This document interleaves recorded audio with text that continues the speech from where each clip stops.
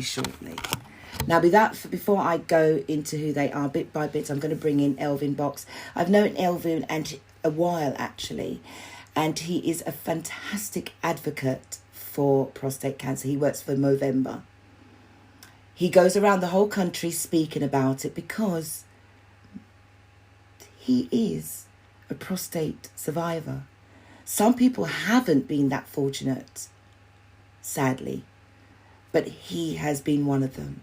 My second guest is also Mansfield Taffe, aka TLC. People will know him within the community, especially in the black community. He is a radio presenter. He is a magnificent DJ, to be fair, Mr. TLC. And also, he is also a CEO, and he runs his own charity and talking to other people about prostate cancer. I'm going to bring them both in, so I'm hoping that everybody will be favourable, and let's hopefully there's no glitches. But let me bring in Elvin first.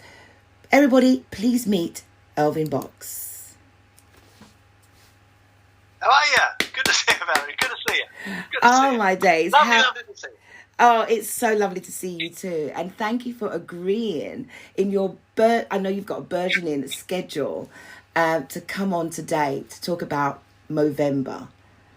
It's a big, my pleasure. My pleasure. It's a subject that I know is very close to your heart. And it's something that, you know, I've worked with you in the past to deal with prostate. And so we used to run it through various workplaces in the construction industry. And even though I wasn't fully aware about it, I educated myself. And I'm glad I did, because I've just recently got someone in my family who's just been diagnosed with it. So it's just really poignant that this is what we're talking about today. It's not going to be a boring subject. We want people to understand that you're going to cover a wide range. So that's who I've brought in. I also want to get both of you to introduce yourself to each other, because you've not met yet. I know he's in the wings. So this is Elvin, and I'm going to bring in... Yay! How you doing, Mansfield? I'm fine. How are you? I'm not too bad, my lovely. How was your show today? Excellent. Good show. You had a good show? Try to enjoy it, yeah. Awesome. Thank you. I was just saying to Elvin, thank you for coming on the show today. It's not an easy subject to talk about, but so I think that both of you are amazing to even want to come on today to share your experiences. And I'm not going to let you go separately, Mansfield. I want you to stay on board and everyone have a conversation. And if there's anyone in the chat room that wants to ask any questions, I'm going to fire it at you so that you guys can have some advice to give back to the general public. But I'm going to start off with Elvin first. Elvin, introduce yourself to the public and tell them a little bit about yourself. Yes, certainly. Elvin Box. Born in London, E17, Walthamstow. Raised in the London Borough of Sutton. I'm an ex-Walthamstow girl. Oh, darling? I'm an Are you really? Yes, of course you are, yes. Yeah, absolutely, yeah. Thorpe Combe Hospital it was. Yes, down the road. Yeah, and these days reside in between Basildon and Billericay. Okay. That's where I am, yeah. Married to my darling Jude. We met, we did actually know one another when I was 13 and she was 14, and we got together at 16. And we're still together. God knows how she got up with all this malarkey, I tell you. Yes, so we're still together. 2 daughters, Em and Sandra. 6 grandchildren. Wow. 6 grandchildren. Wow. Yeah, 3 of each. Yeah, 3 of each. Oh, wow. And but my day job is actually as an organisation development consultant. So I work predominantly in construction still. Mm-hmm. I do work on a lot of basic innovation and business improvement. For my sins, I chair London Constructing Excellence. Okay. And but I am very, very busy because it's November, because of my work with Movember, obviously. Yes. And we're going to get down to what you do there in a moment. Yes. Yeah. Prostate Cancer UK are a partner of Movember. So I do as much as I can with those lovely people. And wherever I can, I help Macmillan as well. Fantastic. And I've no doubt Mansfield feels the same way as me, is that if you're still here, it's your duty, it's incumbent upon you to do your bit to keep anybody else who come definitely in contact with prostate cancer, then with cancer, to be there for them and to help them. Yes. Mansfield, I'm going to bring you in, my lovely. Tell the general public about yourself. Well, my name is Mansfield. I'm East London. I'm born and bred in Hackney. I formerly was a surveyor, maintenance surveyor. I now do key work and support work for a local authority. DJ, I have my own promotions company, and I champion the cause of prostate cancer whenever I get the opportunity. Obviously, since we've had this pandemic, that's not been forthcoming, but whenever I get the opportunity, I always put the message out there. Hence why I'm here this evening. Hopefully, we'll be able to once again get the message out and help people. As my fellow guest was saying, it's our duty, or it's definitely my duty, to get the message out to each and every individual. There's a high percentage of men who are currently, as we speak, walking around and have prostate cancer and either ignore it or not seeking the proper advice or the help that they need to deal with it. And hopefully today we will get men to address that. We want them to change that taboo that's in their head, that they don't want to find out, they don't want to be touched. The question I'm going to throw out to you first and foremost, and both of you, I'm going to throw it out to Elvin. What are the taboos that you've come across when you've discussed Movember with people with, prostate cancer? Sorry. Well, it's the three areas, as we'll talk about a bit soon. Obviously, prostate cancer, testicular cancer, and mental health awareness and suicide prevention. They're all going to contain taboo. No one likes to talk about testicles if they can possibly help it. Right. And they definitely don't like talking about the prostate because, sadly, very few people actually understand it. And probably Mansfield was the same as me. I know now an immense amount about the prostate, how it works. I didn't know, for instance, that without a prostate without the prostate or one that's been treated for cancer, you can no longer produce semen. And everyone said, I thought that was the testicles. No, that's the seed. Right. Semen actually is the gunpowder, and unfortunately, the cannon's gone too, because the prostate is the thing that means you can ejaculate. Right. So, lo and behold, I didn't know about that. And so we're talking about it now like we should do, because we're adults and it's really important. We should be able to talk about it just as though we're talking about our dental health.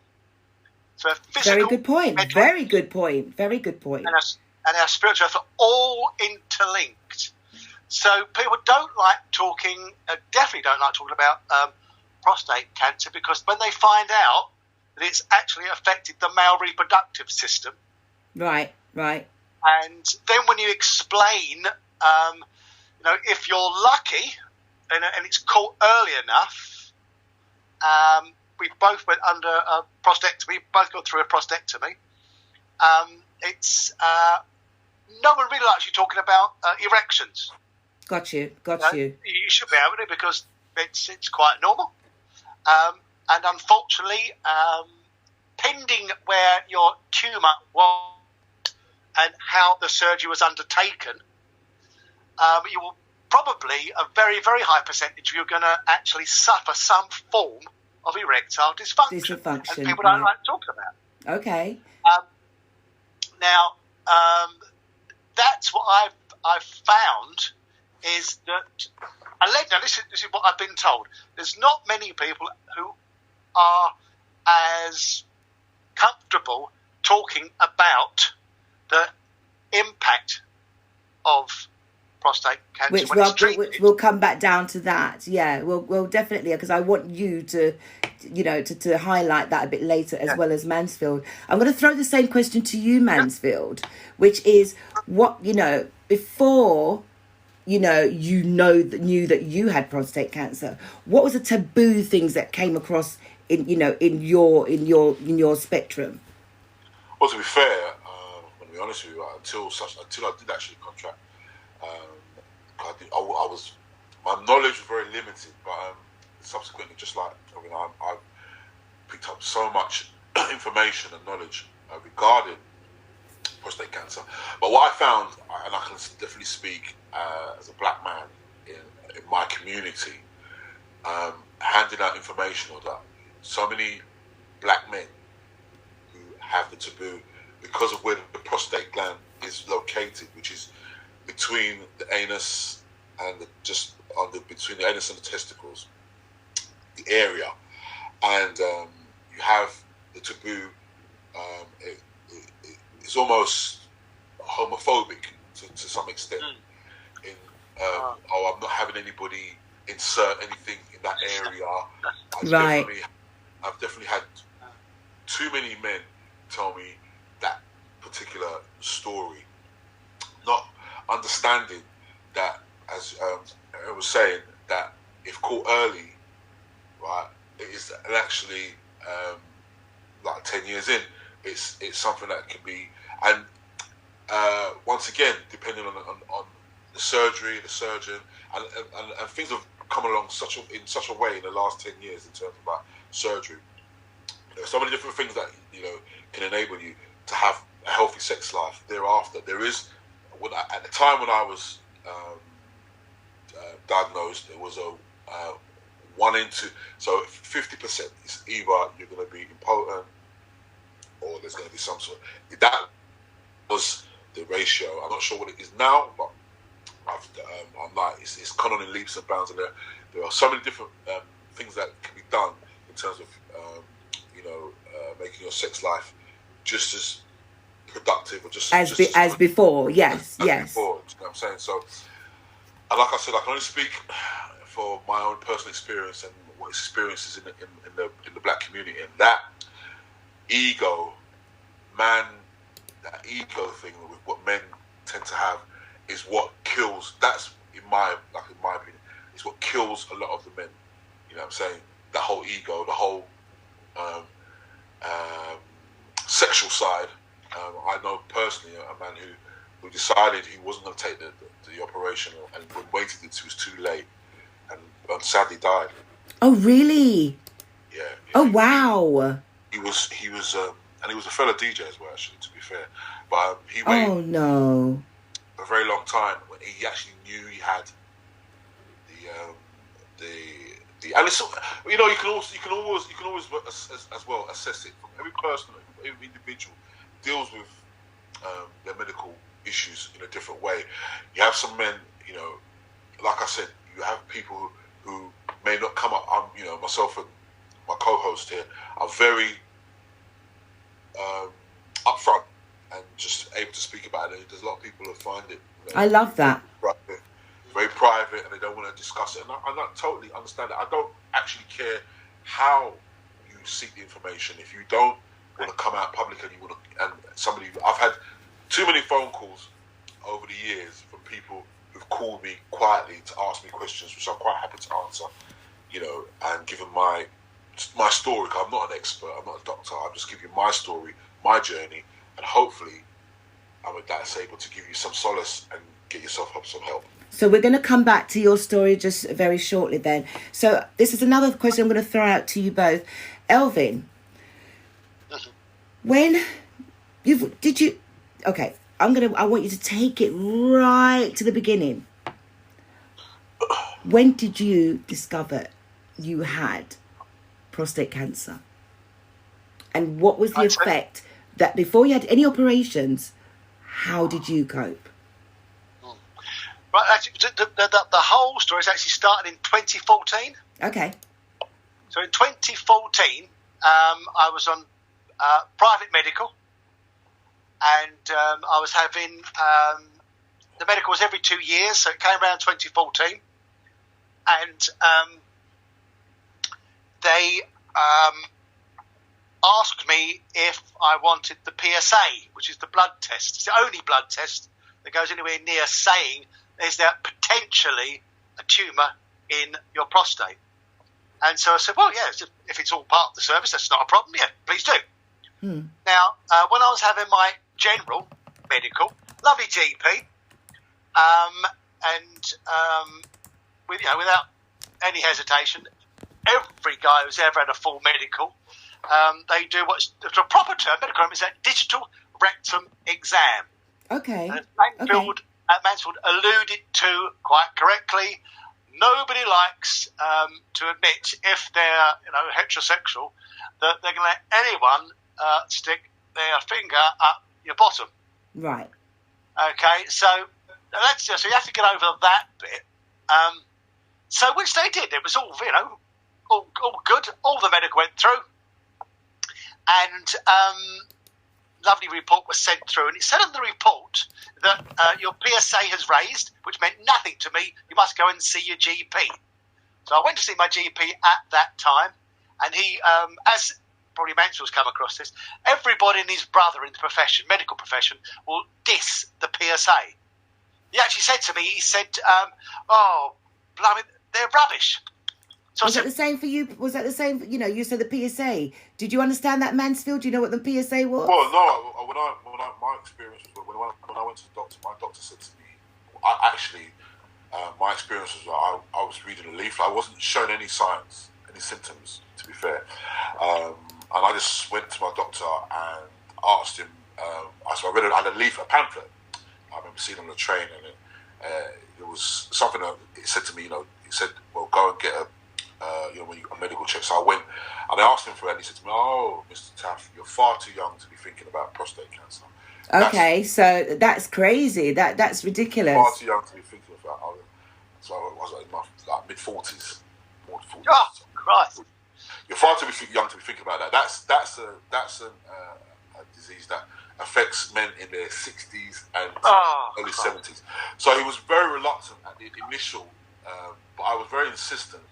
Because let me go back. I was exhibiting one of the symptoms. So me thinking to myself, well, at the time, because with DJing and stuff like, you're out, you're late, you're having a late night, you drink alcohol, so you're going to the toilet and urinating, and my missus is always complaining, why can't you just get it in the bowl? It's always on the floor, blah blah blah. Just that type of thing. But then, I didn't mean to cut you there. I know that Elvin was saying about the PSA, so I don't mean to cut that. I'm going to come back to you because I want you to literally give your version as well as. So I'm going to throw it back to you because I want you to give your. So I'm going to give it back to Elvin here. The PSA. So now Mansfield is saying that they never mentioned anything about a PSA. So there's two different versions here going on. So you said they told you about. That's the only reason why I jumped in here. So he didn't have PSA, you had PSA. Go ahead. Yeah, so that's a really, really good point, Valerie, is that this is even in the medical profession, I'm not dissing GPs. Yeah. But they can often put you off kilter. And I'll explain that right now. So the PSA is the only blood test that there is to check, is there any sign of potentially a tumour within the prostate? Unfortunately, it is often wrong. It's a valid, but it's unreliable. Wow. So I was told, so he said to me, look, we'll do it again and let's see what comes back. Right. And when it came back, it wasn't sufficiently raised to worry about. Right. So he said, no, he won't worry about it. I said, brilliant. Now, this is when it got difficult. So my Jude and I were worrying stupidly, waiting for this result to come through. And when it came through negative, I said, never have that again, Elf. Never have that again. If the GP said it's rubbish, and it was all right, what were we worrying about?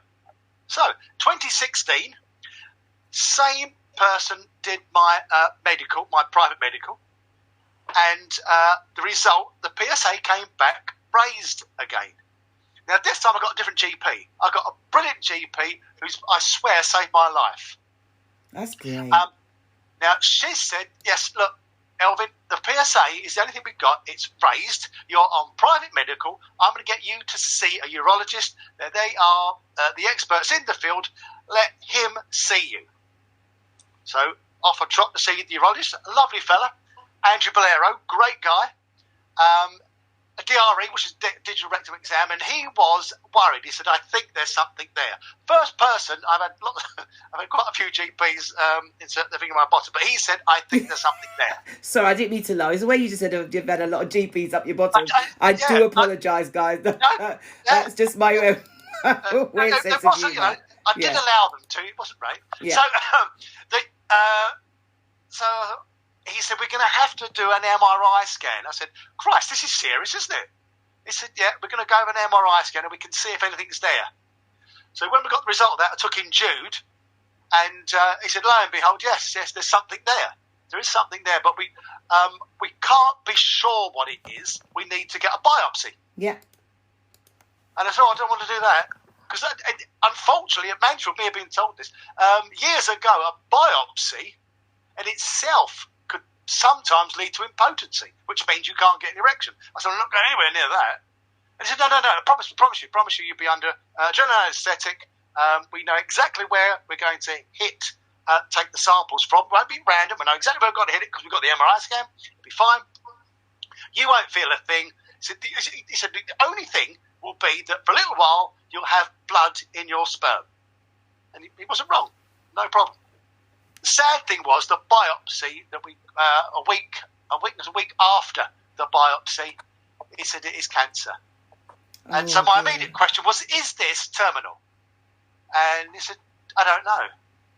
Oh, for God's sake. So I said, what you're going to have to do is actually have a bone scan. So that happened a week later.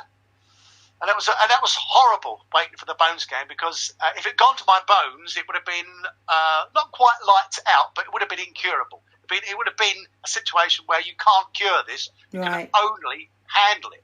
Right. So obviously he was as good as gold. But obviously I had Jude with me, God. And he said, first bit of good news you had in a long time. You've got some space there. It doesn't appear to have gone to the bones. You can have 2 forms of treatment. Your decision. But we're going to have to make it pretty quick, because this was like the beginning of July. Right. And he said, July 26th, 2016, sorry, if you've done nothing by the end of August, we're going to do that bone scan again. Right. So I knew, and Jude, we had to run around a little bit. And so that's the only reason I knew I had prostate cancer. Mansfield picked up on the fact is that before we finish, I'll give you all the guys. This is the symptoms, and it's massive warning. I was told by my surgeon, Elvin, if you get the symptoms, it's probably gone too far. Wow. And that's really worrying, because he said we now know that you're only going to get the symptoms because this is 2016. Yeah. He said, we now know that they are not that prominent until they get out of the prostate, or in your case, he said, when it's nearly out of the prostate. So that's like the warning. Don't wait for symptoms. I'll tell you the symptoms. If you've got the symptoms, all the advice now that Movember give and Prostate Cancer give is which I want you to. We'll give that near the end, because I want you to give concise details, because you've been, as I said, you've both been there. Mansfield, I'm going to come to you. What was the signs that made you go to the doctor and say, I think there's something wrong? Basically, was my concerns were urinating, going to the toilet, and any man will tell you when you're younger, your stream is fairly straightforward. It's a straightforward stream. You obviously go to the toilet, and sometimes if you miss the bowl, you miss the bowl. But what was happening was that I was going to the toilet, and it was spraying. It wasn't a stream; it was spraying. And what I'll get to understand later on is that because the actual gland is now it's growing in size. It starts to grow in size, so it's blocking the urethra. Oh wow! So, okay. so it's actually making the stream not straight, but hitting. It's in a. If you can imagine, when you run a tap, put your finger under the tap, and the water spraying. It's not too dissimilar to that. When I went to the doctor, and I insisted. He said to me, when he told me that he didn't think I was too young, I insisted. I said there was a PSA. I'd heard about the PSA.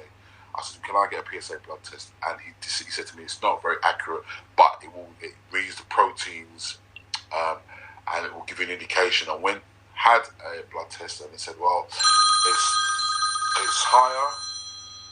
Bye, phone. Sorry. That's okay.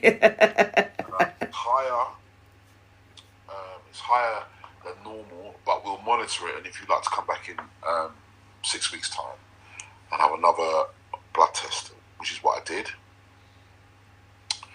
and then it was higher than the last. Were you having symptoms? Still having symptoms in between those 6 weeks? Well, yeah,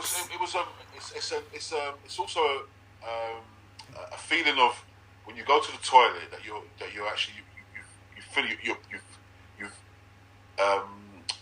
peed, but then you have a feeling as though there's something more. You haven't emptied, yeah. It's like you haven't emptied your You haven't emptied your okay. bladder, so Right. that was occurring constantly. So that was definitely the reoccurring issues that I was having. Okay. So when I went back and had the second blood test, he said, "Well, it's higher than the last one, so we have causes of concern. So we'd like you to have a biopsy." So I wasn't sure about. To be fair, it was day surgery. Went there, and just like Elvin was saying, they removed some samples from the gland, and I think it would have been, I don't know, probably not too long thereafter, I was called back to the hospital, and the results was given. And they said there was one side of the prostate gland. They found traces of cancer. Oh wow. And, my options they gave me my options, but my consultant was saying that, the issue is that because of my age, Yeah. right? They said that I don't know. I actually don't know the medical why. I don't know the studies behind it, but he said that for some strange reason, mid-40s to early 50s, right?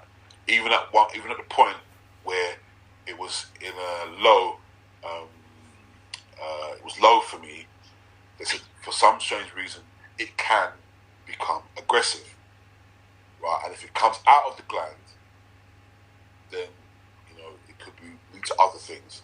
Spreading over the liver. Right. So where Elvin had the trying to get you all of you on the same screen as me. I don't know why I can't get you all back on together with me. Get with me, all of you.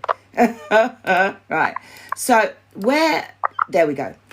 Where Elvin says that his doctor told him that, if it had gone into his bones, it was too late. Am I correct, Elvin? Yeah. Just so you, I need to clarify this because my guess is Mansfield wouldn't have been told anything about incurable prostate cancer. Now, when in 2016 I was told it would have gone to the bones, and I asked, what would you do? No one wanted to say it was incurable. Said, we wouldn't stop. It's only prostate cancer about a year later said, look, we come clean now. Yeah. Once it's got to the bones, it's got to the bones, we cannot cure it. We can treat it, and we'll do everything we can to maintain your life for as long as possible. Right. But you will always be fighting cancer. So you live with and beyond, sometimes they say. Is that what they said? Yeah. So right.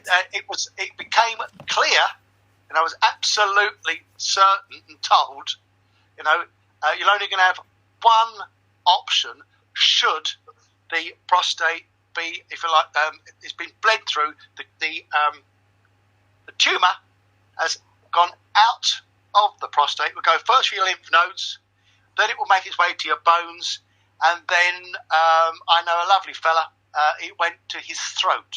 Whoa. and it's still prostate cancer. It's a bit weird. And we're not Still trying to prostate scare anyone. We just want to make sure that everyone knows that there's different fractions. Yeah, great stuff. Yeah, and it's really, really, really important you catch it inside the prostate. Once it's out and it's gone to your bones, you will fight it forevermore. Now, I can't sugarcoat that.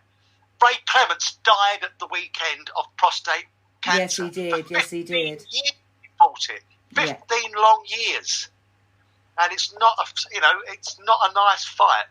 So that's with you finding that out. Then, okay, so you you now have been told you've got the cancer. What was the effect? What was the knock-on effect? Learning that. How was life leading up to that operation? How soon was it? Well, what happened was this. Jude was with me, so it's definitely cancer, and that was in the lead. That's about the 22nd of June. On the 29th of June, we was at the consultation. It said, okay, it hasn't got out the prostate. Two options. Two options were prostatectomy, or number two, you can have radiotherapy. Okay. Now, the radiotherapy was a 3-year program. And it meant the first thing they do is to give you hormone treatment, and that is to reduce your testosterone. Okay. Now, in doing so, when they lower your testosterone, because sadly the tumour is feeding on it, what happens is that the first thing is you lose muscle tone, and you get man boobs. Okay. And you get hot sweats. Well, and you become pretty much become menopausal. That's it. That's what I was about to say. You are like a woman going through the menopause. Menopause, right. Sadly, but that's it. And this is going to be for 4 years. And in doing so, your desire for sex goes out the window because you have no sex drive. That's gone. The appetite goes because of testosterone's not there. So I didn't fancy that much at all. It had been for 3 years. And the bit that was really a bit gooey, there was 7.5 weeks of radiotherapy treatment. Meaning you go in 5 days a week, get weekends off, and have a bit of a relax from it. But what happens is that they have to basically zap the prostate with radiotherapy, and that isn't nice. Good, I know it would be nice, but the side effects are that you'll probably end up messing yourself. You won't get to the toilet quick enough. So, and also you'll probably wet yourself. Right. They're not selling this to me at all. So once they told you that, you knew your option was to have the prostatectomy. Now, the prostatectomy, and this is the thing that Mansfield has alluded to well, we have moved on. I had robotic surgery.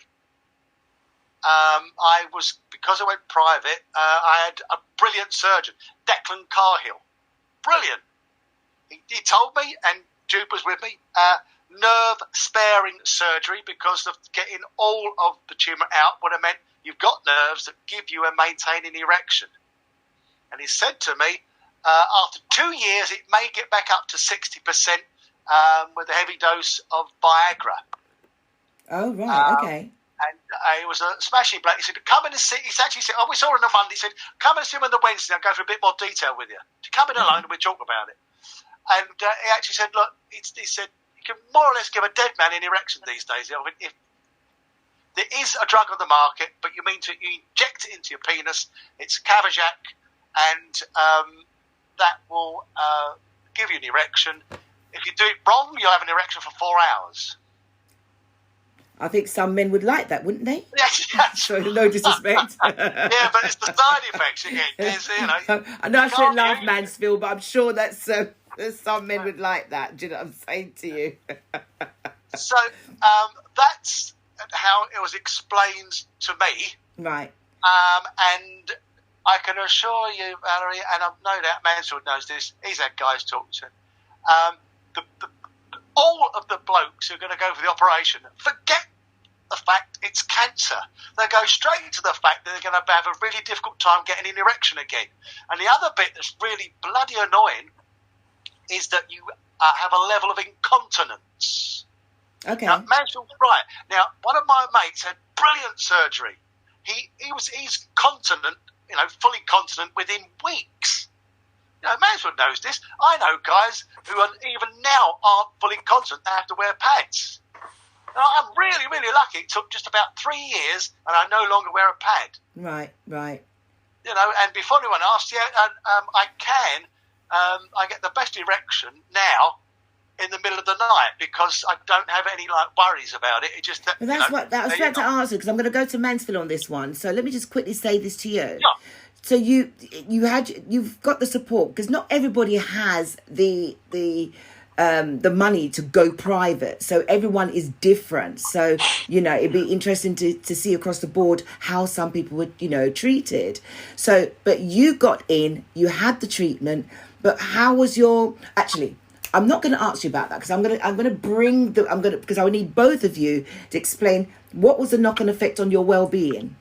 Because sexually and your well-being would have had a hit, with no doubt. I've seen it in your video. You actually spoke about it. And I know Matt Mansfield's going to cross that. Because what we're saying so far to everybody, which it is scary, because even I'm a woman.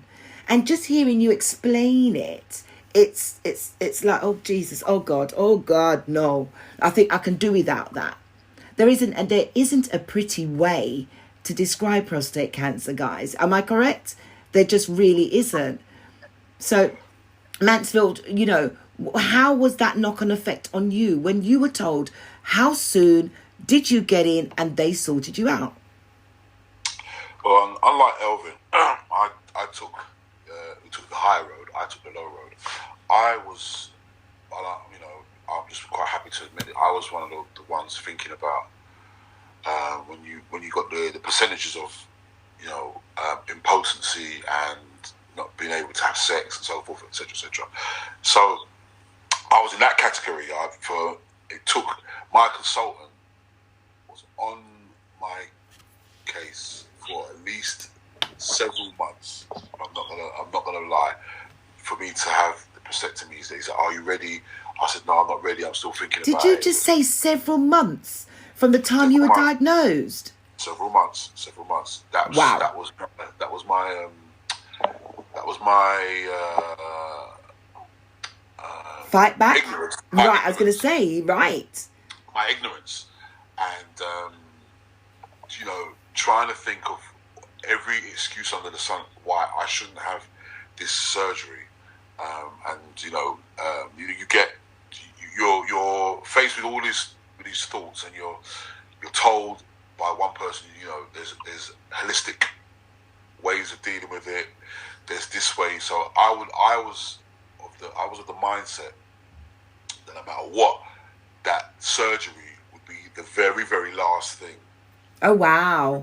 That was going to happen to me. I was prepared to try anything that was going to be offered to me in terms of not having the surgery. That was my journey. And Well, what changed? Well, to be fair, it was my partner and the mother of my eldest son. My partner at the time, and they were on at me constantly and telling me. In fact, my oldest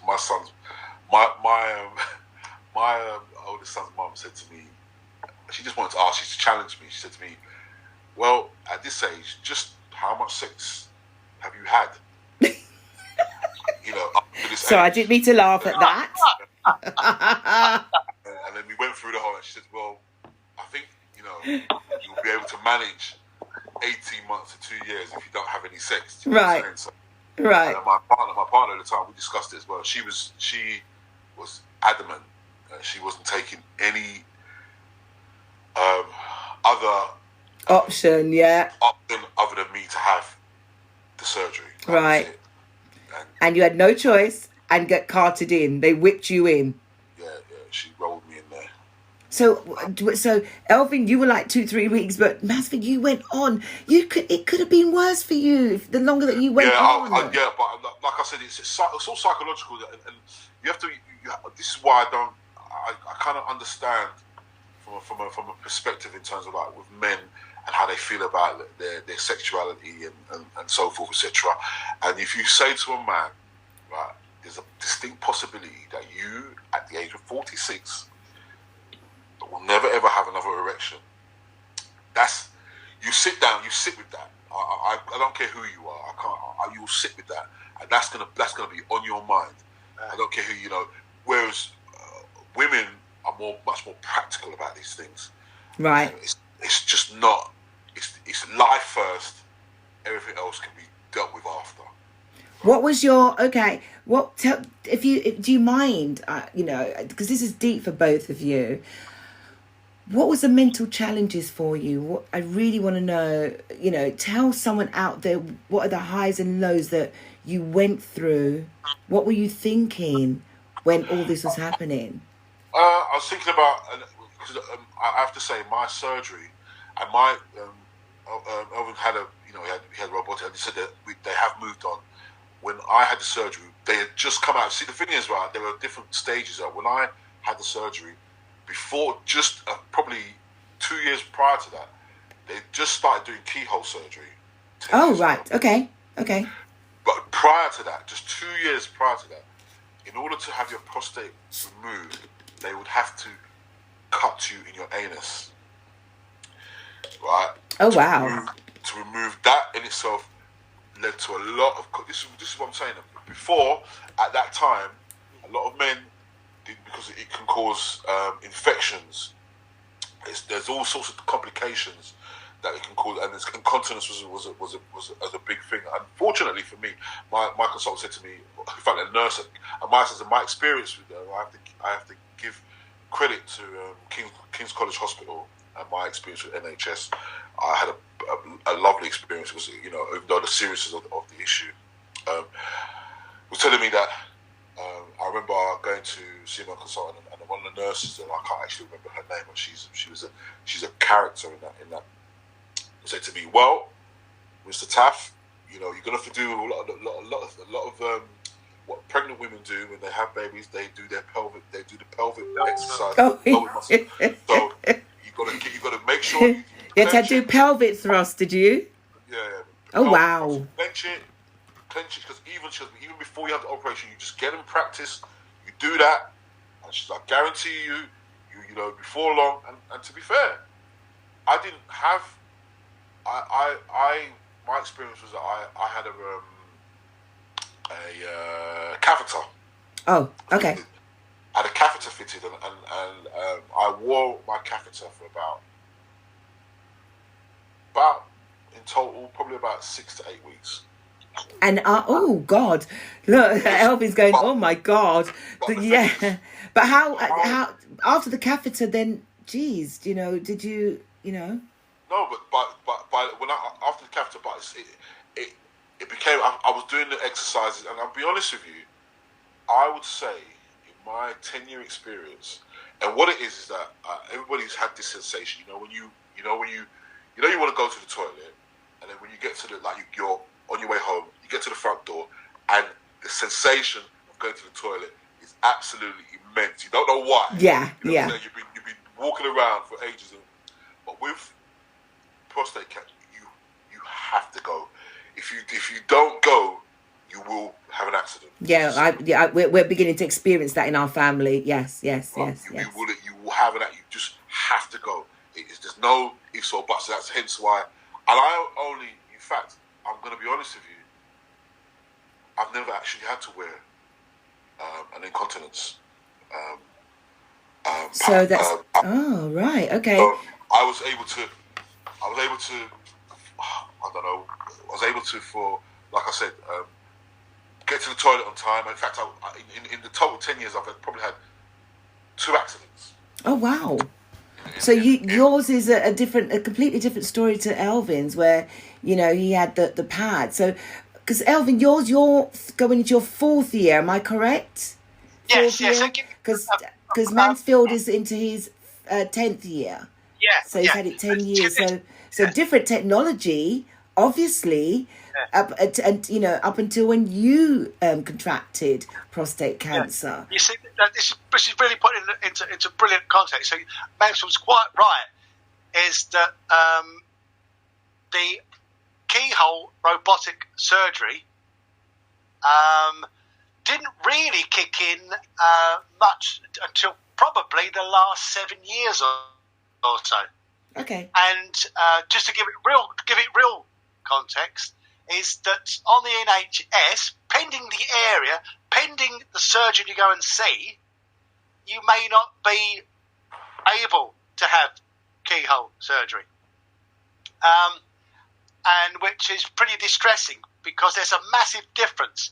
Now, I did wince about the catheter because I felt I was really lucky. It was 10 days with the catheter in, just 10 days, just 10 days. What I had to, and obviously if Mansfield did the same thing, I had to learn once more to hold one's wee, because when they took the catheter out, Jude was there, and I got up from being on the table. I did let out a few F's and Jeffs, Yeah. because I was weeing on the floor. F's and Jeffs, you know. And Jude said, "Elvin, you've got to learn to hold it again." And so, being Jude, I was well equipped. We had the pad. There are some different sizes. I had the third size. So if I'd been weeing all day, we'd been fine. But I had to keep. She said, "You're going to have to do the pelvic floors," and I never stopped all the way home on the train doing pelvic floor exercises. And so, so you're both saying that that's what you're. So for anyone out there who's scared, and when they get checked up, and then when they are told that there's a possibility of having prostate cancer, is to look at preparing their pelvic floor. Is that what both of you are now saying? Yeah. Is that what? Yeah. Is that the general gist of it? Yeah, any man right now, the best advice you can have, any man, regardless of age, is to start doing pelvic floor exercises. Because not only will it help your continence, it will help your erections. Wow. Absolutely. Really? Absolutely. Just to the catheter, but what I will say about my experience with the catheter, it was in such a way that you could have it strapped, because I was able to within 2 weeks I was able to go out. I had the catheter. They had it. I could have it strapped to my leg. I could put my pants on. It was fine. Go out. It wasn't a problem. Overnight, you'd have obviously a larger container to empty that into, isn't it? Is that correct? Sorry? That you empty that into, isn't it? Is that what you do, overnight, right? So if when you're sleeping, but generally during the course of the day, it was a small bag, no bigger than, I don't know. I'd say about this. Yeah. Right. And you could strap that to your leg, and nobody, unless I told them, would know that I was wearing a catheter. Yeah. So it was more of as Elvin was saying, it's more about learning the floor pelvic exercises, which was you just constantly you just continue, and I cannot stress enough that if that's the case, you just got to practice it, keep on doing it, and you will understand how much that helps you. So even to this very, I'm 10 years in, and it's very. I can. Whereas before, I'd have to go to the toilet probably during the course of a night. I may go to the toilet 3 or 4 times, right? Because but now I can generally do 7-8 hours, and you're good. And I'm good. And that's a good thing. That's a good thing. Do you know what I mean? That is a very good thing. What is so the other question I'm going to throw out to you guys is this. Elvin, you touched on something, and so I'm going to ask the question. Mental well-being. The mental well-being. You said that your mental well-being was at such an extent that you, I wouldn't say, correct me if I'm wrong, you said it nearly made you violent. I was violent. Yeah. I was violent to Jude. Let us know. Because luckily, you guys have got support. That even though you've got that support, but remember, having that support, it's do they understand what they're supporting? So what happened with yourself? It's easy enough to explain, but difficult to understand. Okay. This is being open, frank, and candid. That's what the show is for, standing in your truth. So be candid. Absolutely. So what happened was Jude and I started going out as boy and girlfriend at 16 years of age.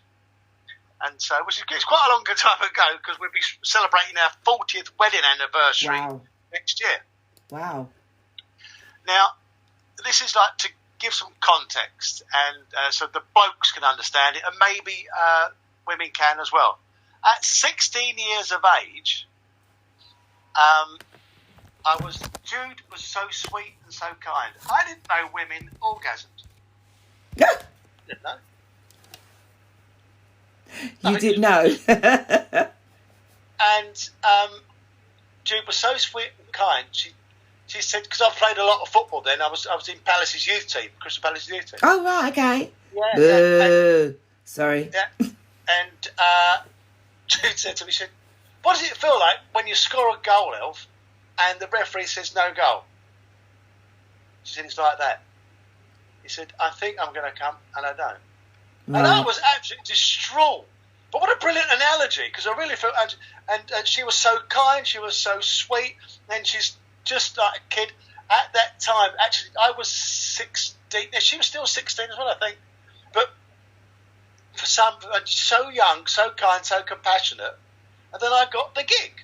And to be honest, it was Jude who helped me understand this and understand that there's a thing called premature ejaculation. Right, ejaculation. Okay. And then you get the other challenge is that lots of young men suffer it. For no apparent reason, it drives you nuts. You get erectile dysfunction, and it's a mental block. It's nothing physical.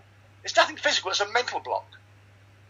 Okay. And lo and behold, that happened. Now, what then happened is that Jude and I had a really, really serious argument in 1974. That's the truth. Is that how far this goes back? Honest to God. Okay. And what happened is that, so we get to the summer of 2017. It's not quite a year since I've had the operation. Right. And I was told it'd take you 2 years at least to get up to at least 60%, project managing it and expectations. And sadly, all my frailties and anxieties of that argument way back, and it was my fault, the bloody argument, not hers, mine. And she reminded me quite often about this. It all came flooding back. All through the frustration. So all that frustration of not being able to have a decent functioning, penis or sexual eruption brought back an old argument. Yeah. And unfortunately, I became paranoid. And that surely Jude must be seeing other blokes and other blokes. And I was not good fun to be with. So basically, you went from okay to being insecure, completely insecure. Totally. And so I get that, because it's like virility, no virility. That's what it sounds like. So you became very angry, and you lashed out. So I read your, watched your story. You lashed out, and police had to be called. Did you have anger management, or did you both speak about it to understand what you were going through? Let me really put this in a good context for you. Mansfield in the area, and everyone listening and watching. There was the scariest actually was Barcelona. We're there celebrating my birthday, and sadly, the night after my birthday night, inexplicable reason, I was off on an anger trip about something Jude had said. And God Almighty, I won't bore you with the details. ended up. Oh, he's frozen there. Am I still there? Yeah, you are still here. You're still here. Yeah. So it's 3 o'clock in the morning. It's Barcelona, and I've got Jude up against the shop window front. Oh, you're joking. You know, like they bring down the mesh, the security mesh. Up like that. Like, so I didn't talk to, I threw her against it, and she came flooding down. And that's when she noticed that there were some guys running. And she said, "Look, you're going to have to go because they think you're about to kill me." And she was such a sweet kid. She said, "Please, please, please." I don't get to understand. No, it's okay. The next morning, we went out to the beautiful square there in Barcelona. We had coffee, and we had a heart to heart. And Jude is in pain. She's bruised. She's in pain. Elvin. Can you hear me? Yeah, no, I'm just saying, Elvin, you done that to Jude. I'm saying, Elvin, sorry. Yeah, and so we had, this is the bit, we sat there and she said, you need help. You need help because you can end up killing me. And I could not disagree with her. Do you think it's because prior to your prostatectomy, you weren't violent? No anger issues? Well, no. Let's put some context around it. That's the best way. But I do have a violent temper, and I work very, very, very hard at not having that violent temper explode. But it didn't. When I played football. Yeah, but that didn't help. I'm losing my rag. Yeah, so it didn't help that you're having that, though, did it? It didn't help that with the frustration on top of everything else, just exacerbated that. Is that correct? And it's fair to say we are deeply in love. To the extent, I remember not long after that event, and I said to Jude, I said, I'm so grateful. Thank you so much for sticking by you. She said, you don't understand, Elvin. I don't get a choice in this. I cannot stop loving you. Do you understand that? Yeah. I'm going to ask the same question to Mansfield. Mansfield, what is your support system? What was the support system for you? What was the knock-on effect? So you've already said that, you've gone to the toilet, you're able to still go out, play your gigs.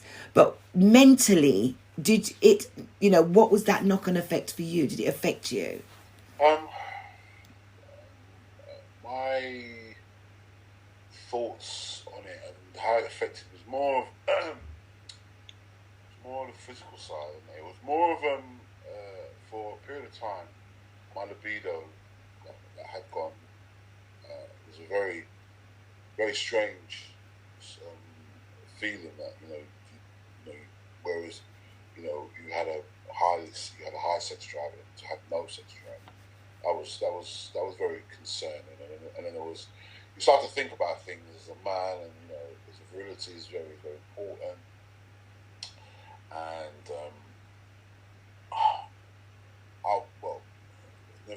violence is not my nature. I don't have violent tendencies, so it didn't manifest itself like that. I probably was a bit more withdrawn, but then I found that. Towards as the age, because it took about 18 months for me to, have some sort of functionality, and in the period of leading up to that, it was a question of that. Do you fall under that bracket where you're no longer able to function as a man? Do you know what I'm saying? And that was probably more concerning to me at the time. Did it affect you? Did it make you feel any lesser of a man? Absolutely. Kind of men, funny enough, judge themselves on their virility. Of course. And it's all about the lads, what you can do, what you can't do, and so the endless bragging and boasting. Right. So you have that sort of like playing on your mind, but for the period of time, I was more concerned. I think I was more concerned about not peeing myself, or not wetting the bed. Sure. Yeah. Things like that, things of that nature. So Elvin agrees. So,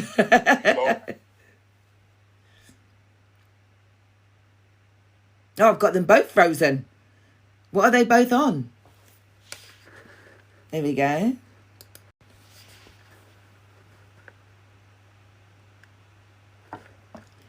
I can hear Mansfield anyway. Okay.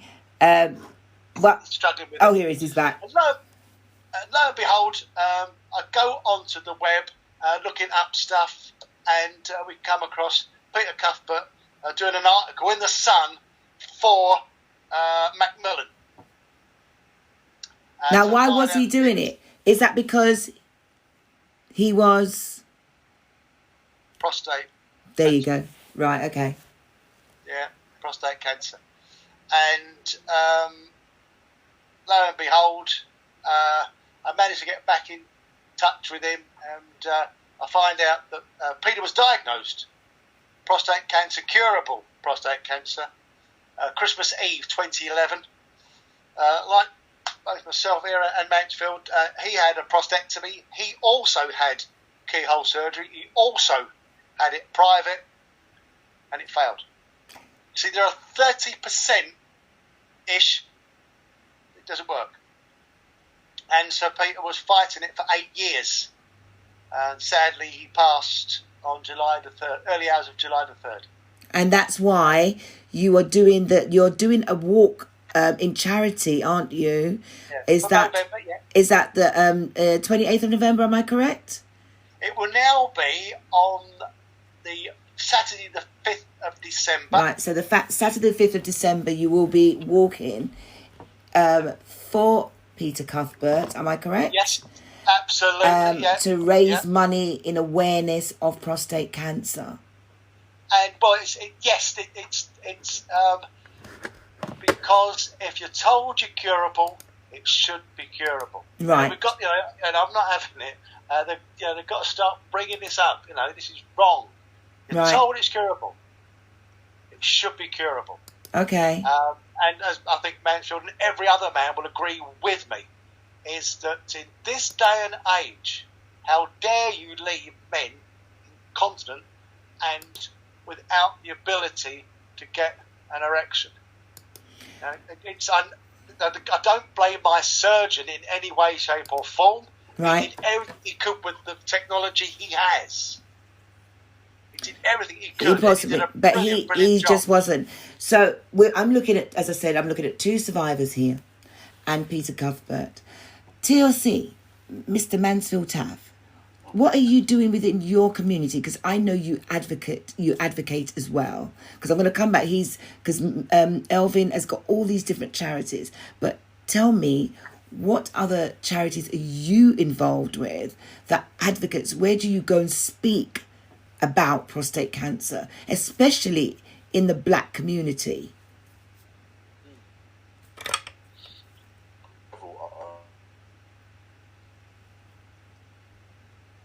Oh, he's gone low. His voice. Oh, there you go.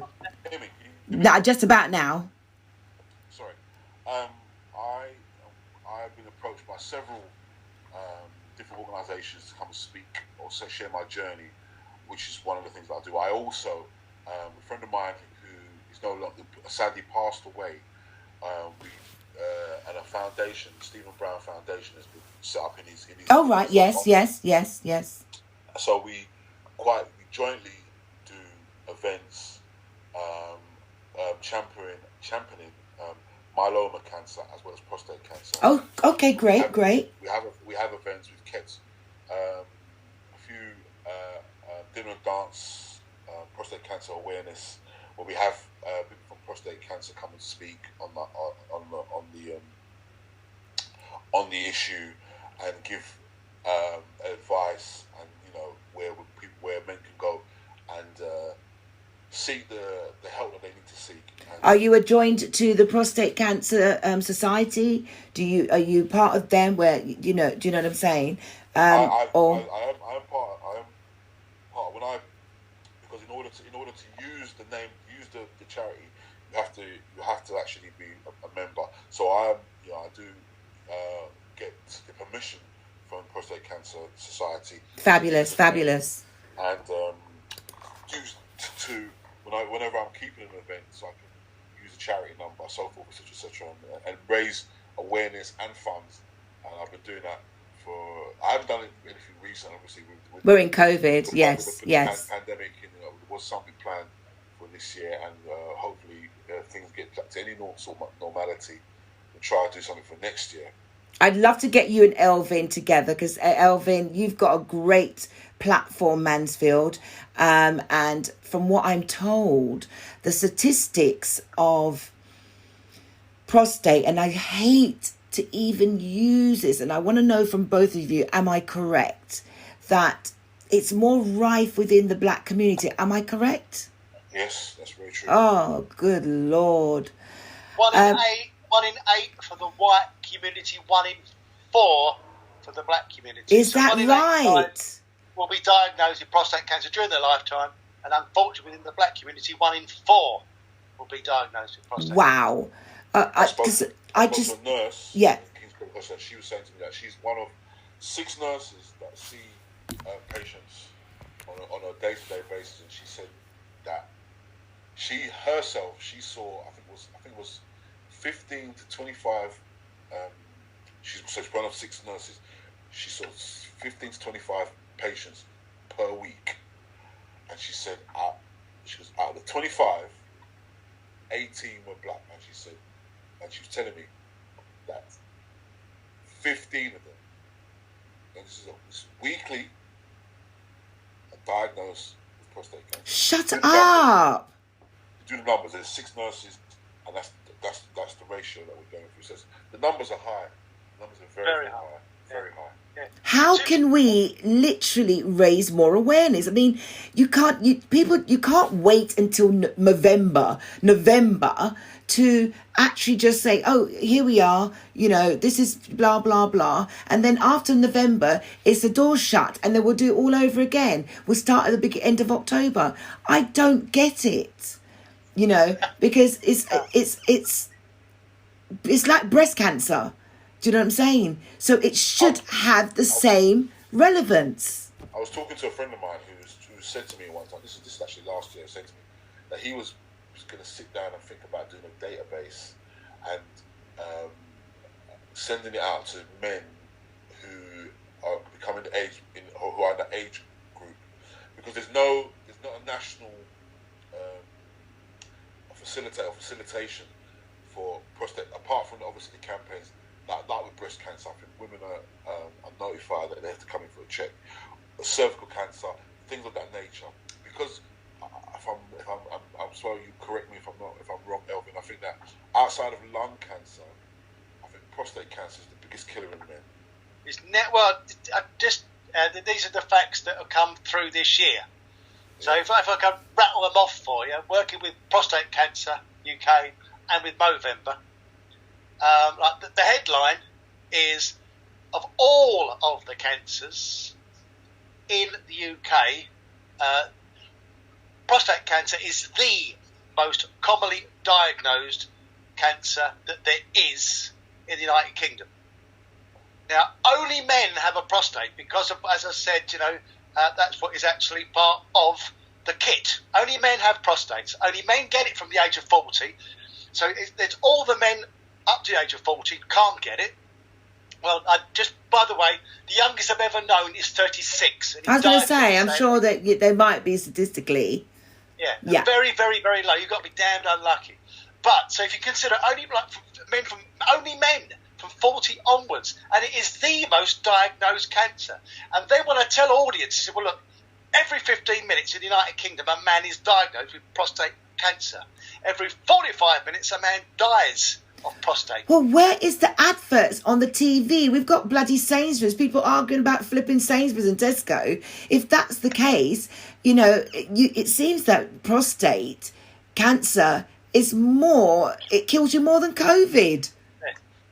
I'm not being horrible. I'm being serious.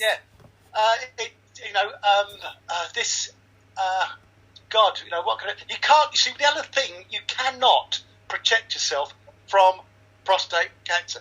Mansfield knows this, and I know this, is that it isn't anything in your lifestyle, it's just bad luck, it's your turn. That's it. So you can't stop it. Everyone asks me, so isn't there a screening program like there is for breast cancer? That was the best thing that happened to breast cancer, is they brought in a screening process. And everyone says, well, why isn't there a screening process? It's all down to the fact that the medical profession and also government who look after it, basically own the NHS, argue perpetually, saying, well, it isn't. The PSA is insufficiently reliable. And okay, if that's the case, then Mansfield was just saying that he was speaking to someone who thinks that they should create this catalogue or a register list. And if you're thinking of that, Mansfield, someone is thinking of that already. Why, if it's not just you, I'm sure other people might be thinking that way. Could not someone start this? I mean, it's always going to be about money. I'm sorry. Oh, right. Money. Is it money, Elvin? And oh, wow. Money. Okay. It's always going to be about money and where the money goes and what the powers that be deemed it should go to. Prostate cancer is now, you was asking, there are, you get radio, I know TalkSport there's so many different campaigns, you hear people mentioning it, but the actual, I believe, just like breast cancer should be screened, it should have a period of, as Elvin said, from 40, you go, and because I feel that I've done my part, because I know there are several men who regularly get themselves checked every year, since in at least a 7-8 year period every year to get their tests. But okay, it's not just myself and Elvin are just two. There needs more people like yourself who are prepared to use their platform to encourage men to get tested. It doesn't get any simpler than that. It's just like anything else. You have a car. I've got a car. There's a problem. Go and get your car serviced. It's as simple as you use your body. Your body is the only one you've got. And a family. You've got a family to think about as well.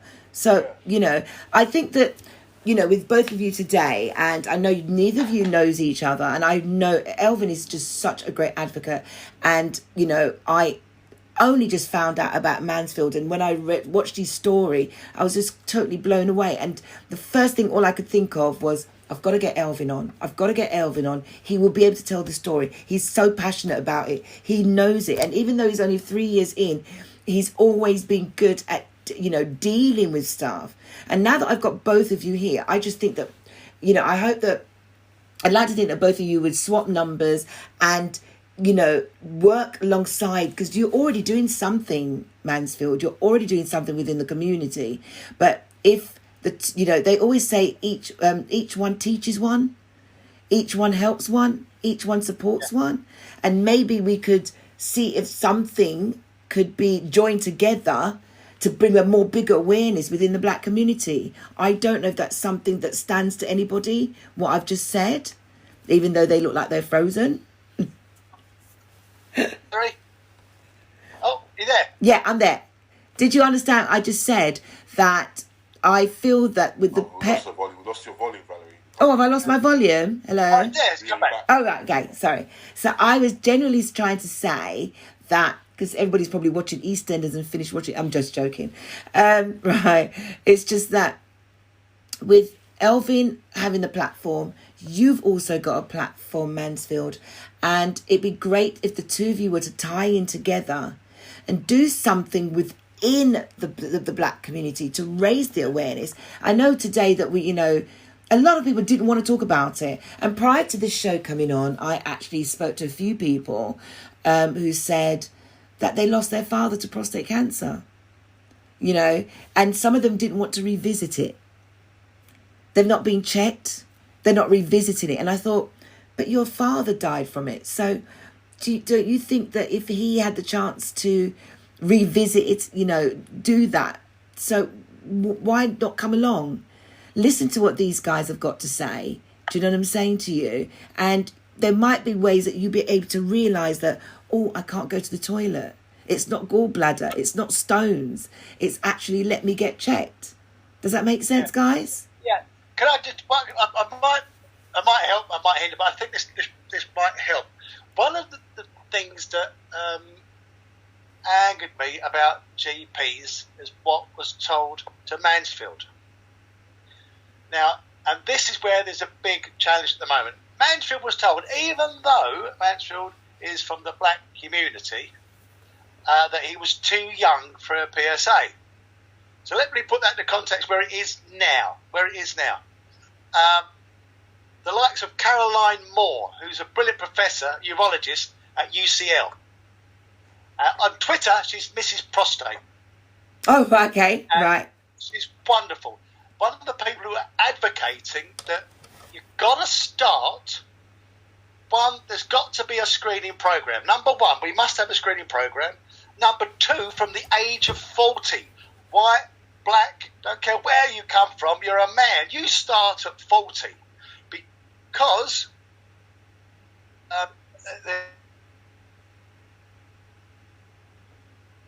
oh yeah, someone's Wi-Fi doesn't like each other. Someone's Wi-Fi. But I'll tell you what, because I've got probably 6-7 minutes to go on this particular program. I don't know if you can hear me, can't you, Mansfield? Think you can. Right, okay. I seem to have lost them both, right? But hopefully they'll come. Ah, here they are. Hey! Are you both? Yeah. Can you both hear me? Mansfield seems to be still frozen. Hello? Ah, there he is. Right, okay. So I've only got like 6-7 minutes, okay? Oh, sorry, right. So I just want, each person to generally just give your spiel out there and tell everybody, men, what they should be doing, why they should be, and stop making it taboo. Go. First, go on, Mansfield. Yeah, I just wanted to say, which is something I always say, I'm saying, when you've got this, stop being selfish. People, stop thinking, I know it's easy to say than done, stop thinking about yourself. There are people that love you, people that care about you. You are fathers, you are brothers, you are uncles, you are grandfathers. You mean something to somebody, right? Stop being selfish, get yourself checked. It's just as simple as that. It doesn't get any simpler.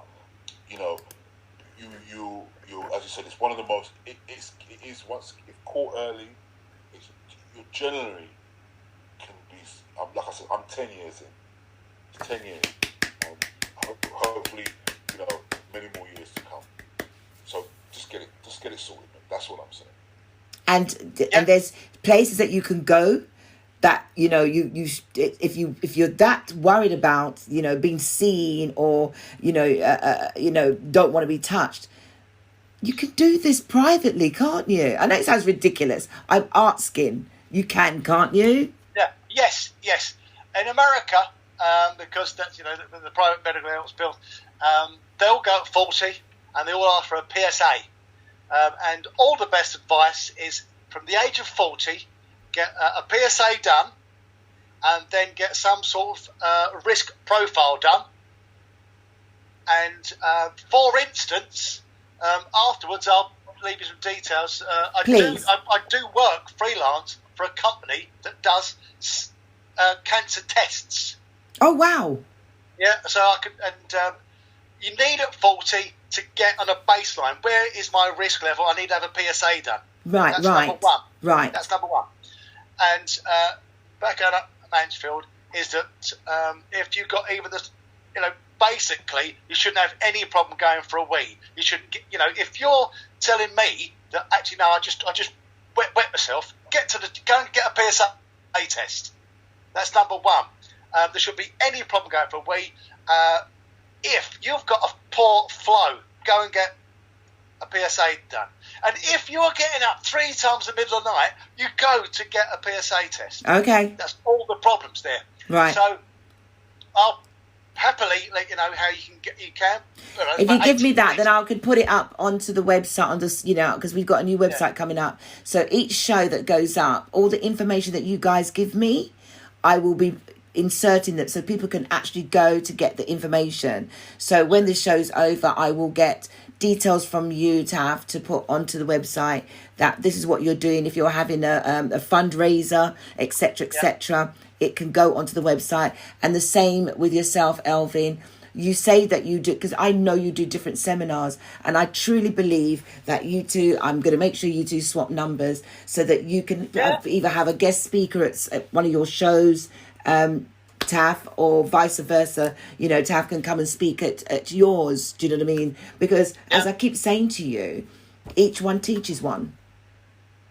Correct. And we need to use this platform to actually say, before we all go, I know that I saw a video with you in the gym working very hard, Elvin, and I also saw you in the gym working your socks off, Mansfield.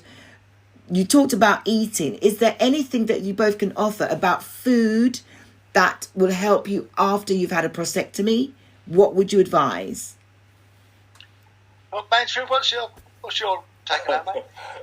My exercise regime is simply like I can't stop eating. So there are various. It's just about being more healthy.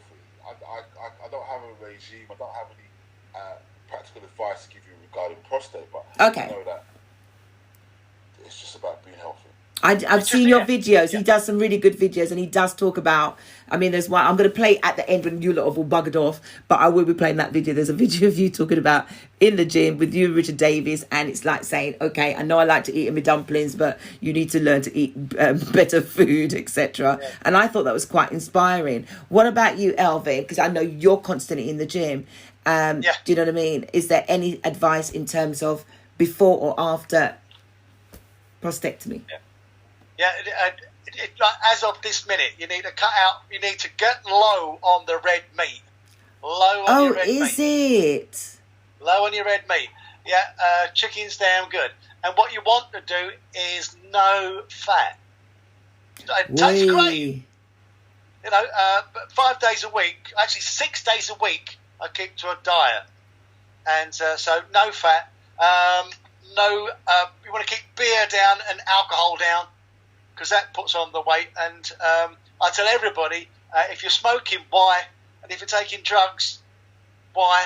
Because they're organ. Basically, you need no one thing that you are dependent on, because that won't help your mental, physical, or spiritual health. True. And the other thing I say to everybody, if you used to go to a church, if you had a faith, ask yourself why you don't have it anymore. And if there's no good reason, get back to it, because it will do you good. You need to have faith. I mean, not everybody, I mean, when I say that, you know, I don't know if Mansfield agree, when I do say that, because, oh, you're buying into your God, it's not my God. It's you know, if you don't believe in a God, at least believe in the universe. Yes. Believe in something. Have faith, even be in yourself. So on this note, I just wanted to say to you both, you know, thank you. Mansfield, I know you took a little while for you to jump in, but I love it. I'm grateful that you took my call at the last minute and said, yes, you'd agree to come on the platform. I will make sure this video is cut up and sent to you all, that with bits of your advice that you can give out to the general public to say that this is what we talked about. I'd love to follow up about this in a few months' time. I'd rather that it doesn't have to be a November for prostate to be discussed. Do you understand? I really don't think it should be. And I don't seem to see it unless it's October or November. Yeah, that's right. You know, and I've taken off some really great advice from you both, which I will be passing on to my family. As I said, this is what we're now going through. And so we will be definitely, you know, after everything that I've heard today. Elvin, thank you again, same as Mansfield, for both sharing. I wish there was a lot more time, because there was so much more. I had all these videos that I wanted to play, but time, there's just so much to say about the subject, which is get yourselves checked. Just get yourself checked. That's it. Get yourself checked. There's no two ways about it, and that's it. Thank you guys again. Thank you. And take care. I'll speak to you after the show. Take care. God bless you both. Take care. God bless you both.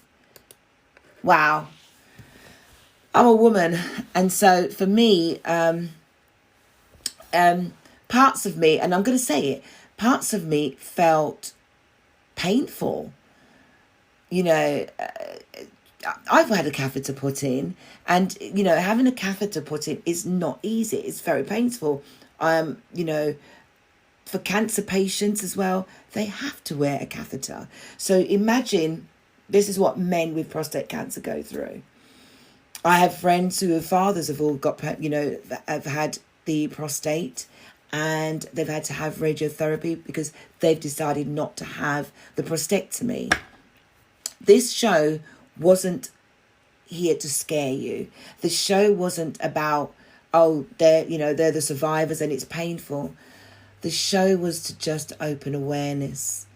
And I hope that when it does go back out, somebody will relate to it. Somebody will reach out. I've put the details for Elvin Box, who is the advocate. He works for Movember. It is a massive organisation. Mansfield is also there. You know, those in the black community that do know him, please reach out. Please support the prostate. Please speak about it. Listen to your sons, listen to your nephews, listen to your brothers, listen to your cousins, listen to your father. If they say they're having an issue going to the toilet or even pooing, excuse me, I know it sounds so graphical. Just tell them to have a checkup. And being touched in your bottom does not make you homophobic. You know, there's nothing, it's not going to change how you are if somebody puts something up your rectum. Because a colonoscopy, you have something up your rectum.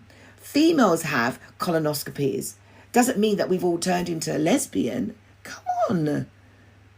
So stop being a statistic. Stop making yourself become a statistic because you don't want to be checked up. And even through COVID, there is a helpline that you can, because I know for a fact, as I said, I have a member in my family who has been found out through COVID and has been able to get the right treatment and the tests done and was diagnosed in no time and is going to have the therapy, because I need him in my life and I can't afford to see him die. So I'm just really grateful that he followed advice. So I'm going to sign out. Thank you to everyone that did tune in. I know it was scary. It's not full of dancing and it's not yay and everything else. But sometimes in life, it's time for you over 40s to take things serious. And with that said, have a beautiful evening. And I'll catch you tomorrow, where I'll be dressed up for all my for partying. No, I know we were talking about prostate cancer, but I'm now ready to party on a Friday night because I've got the one and only Joe Hunt, who's going to kick Friday night off 8 p.m. with a bad boy DJ set. And then I'll be talking to him somewhere in the middle. And then he's going to continue going on with the bad boy set. So that's 8 till 9:30 tomorrow on my platform, his platform, YouTube, everybody's tube. So come on, everybody. You're going to put on your dancing shoes. But in the meantime, have a beautiful Thursday evening. It's stopped raining. It's quite lovely where I am right now. But yeah, peace out.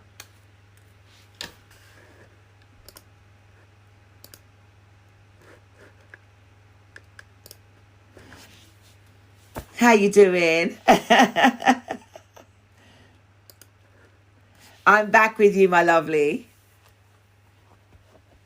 Can you hear me? I can't hear you. Your sound's gone. Hold on. Hello. Oh, your sound's gone. Yeah. That's good, isn't it? Yeah. Well, I just wanted to let you know, there is some slides I have that just like today I had two really good sessions.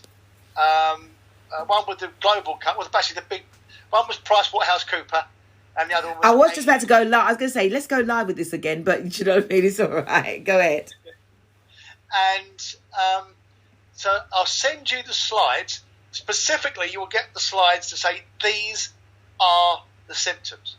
And I will put them up. If you can send them to me, I will put them up on my page on the, you know, standing, and what I'll do is I'll edit the back end of this video and put them at the back end of it. So I'll do a snippets and put the slides in. As I said, there was so much that, you know, I wanted to talk about. Let's just turn my podcast off.